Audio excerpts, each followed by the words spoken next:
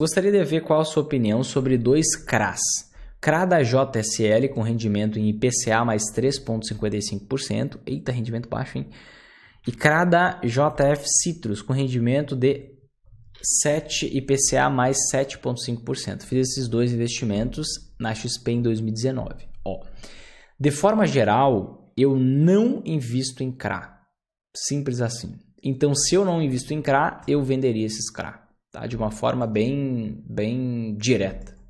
O que é um CRA? Só para que vocês entendam. Tá? Dentro do meu programa de acompanhamento, eu explico isso dentro do módulo Garantir. Isso, dentro do módulo Garantir, tá? Que é o terceiro módulo.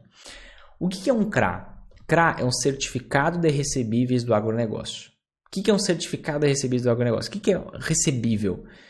Nada mais é que um empréstimo que você tem como garantia um contrato de securitização. Vinícius, me explica esse negócio. Eu vou te explicar de uma forma mais simples de você entender que não é ligado ao agronegócio, mas a gente pega o exemplo do CRI, que é igual ao CRA, só que ao invés de ser do agronegócio, está ligado à infraestrutura. Então, o que é um CRI? É o mesmo que o CRA, só que para o setor imobiliário. É certificado de recebíveis imobiliários. Na prática, o que é um CRI? Um CRI nada mais é que o seguinte... Imagina que tem uma empresa que está, uma construtora, que ela vai incorporar, vai construir um prédio.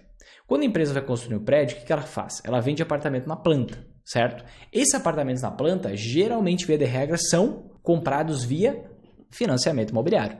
E esse financiamento, basicamente, com a própria construtora. E esse financiamento, ele vai sendo pago aos poucos, certo?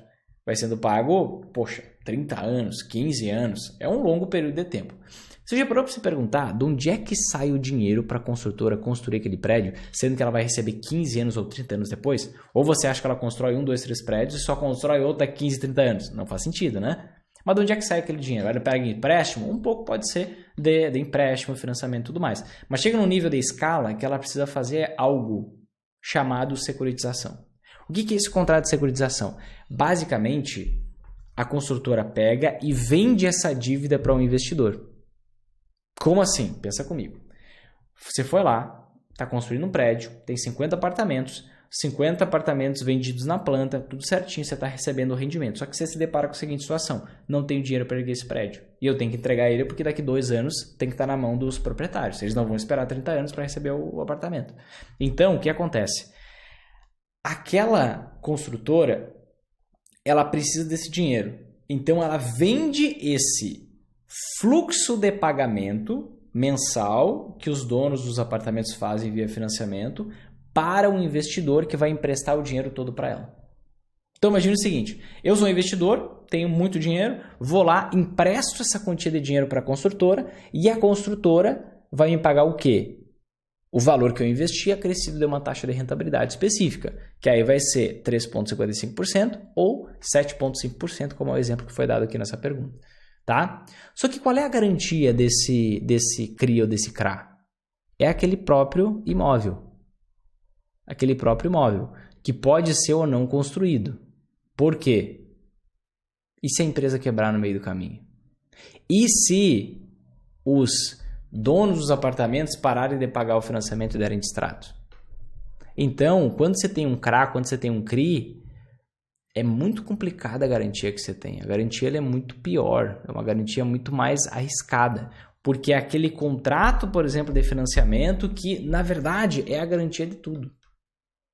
Então, na verdade, você não tem muita garantia, sabe? Então, você tem que ter cuidado com CRA e CRI, tá? E, de forma geral, debênture também eu não invisto, que é o empréstimo para a empresa. Por quê? Se eu vou correr o risco, pensa comigo, vou investir em ações, o que eu estou fazendo? Me tornando sócio de uma empresa.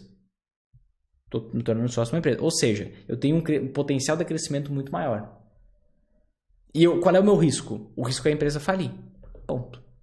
Se eu invisto num CRI, CRA, debênture, estou emprestando dinheiro para a empresa, qual é o risco? O mesmo, a empresa falir. E qual é meu ganho? Menos de 20% ao ano. Em alguns momentos, 5, 10, 15% ao ano.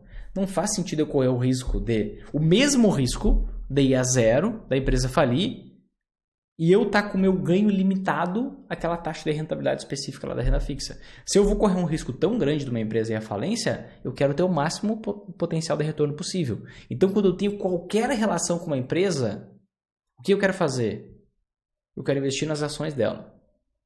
Porque eu tenho mais potencial de rentabilidade do que eu teria se eu investisse na renda fixa, se eu emprestasse dinheiro para ela.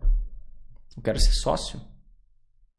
Agora, quando eu quero pegar uma parte do meu dinheiro e deixar na renda fixa, para quem que faz sentido eu emprestar? Somente para o governo.